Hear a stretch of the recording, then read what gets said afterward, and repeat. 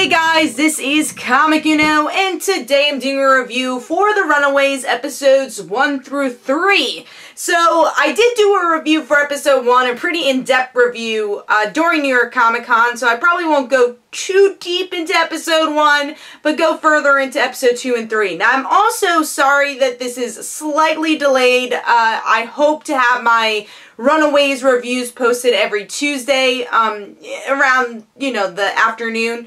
But it depends if it continues to air at 12 o'clock Eastern Time. If it does, then I'll be able to do that. If not, it might have to wait until Wednesday. But it looks like it will be airing at 12, and it's only one episode a week, so I'll be able to do that.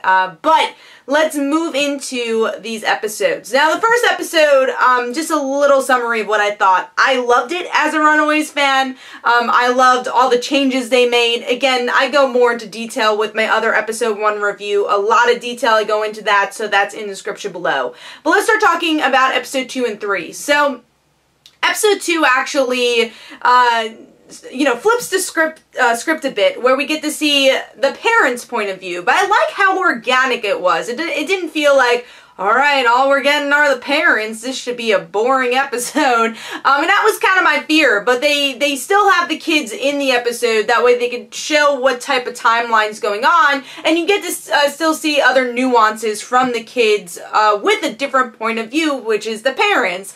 And you also see with this, and what I love about the show, is the parents are mustache-twirling villains. They all kind of have their stories. Some are more evil than others. Like, Nico's mom. She's pretty evil. You can't really see any brightness to her. Same thing for, like, Alex's mom. But then you go to Alex's dad, where, you learn a little bit more about his past. You actually see that he does care for his son. And then even Chase's mother. You see that she's just in a kind of a wrong situation. Same goes for Nico's father. So you see that there's these levels of badness, but they're all still, villains. So how did they get to that spot? So I feel like that's the interesting part of this show, is that you get to see the depth of them and exactly what makes them evil. They're not like what they were in the comics, which are kind of just plot devices. They were just the plot. They're just like, alright, parents are evil, what do the kids do? Now you say, what do the kids do? But what do the parents do too? You kind of get more depth into the situation, and you learn more about the Pride. The Pride was just kind of this thing, they were like, alright, it's a cult, let's run away from it. But now we're actually learning some more information about it, and you actually get to see some more mystery behind it too. Who is that guy in the, in the tube or in, I guess, the casket type looking thing, in Carolina's mother's church? Like, what is that? My guess it's Carolina's grandfather from the context clues that you could take from the episode, but why exactly is he important to stay alive, and what are these sacrifices connected to do so? So episode 2 surprisingly was really entertaining. Again, I thought it was going to be one of those episodes that kind of had a lull because we didn't see as much of the Runaways, but it was a very important episode to kind of show the depth of the world. Now, moving into episode 3, we're back with the kids and them dealing with, what the hell did we just see? And, I enjoyed this episode as well. I will say my favorite character, Carolina. I always call her Carolina, but in the show they call her Carolina.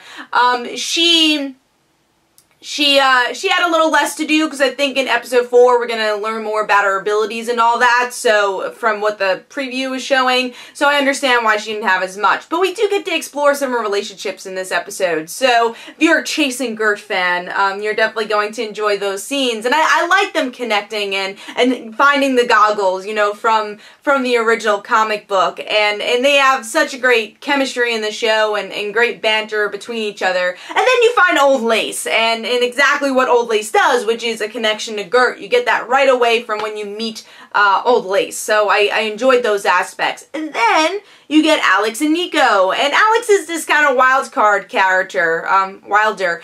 So I enjoyed that about Alex. I don't want to go too deep into it unless you've seen or read the comic books, but Alex is definitely a wild card type character.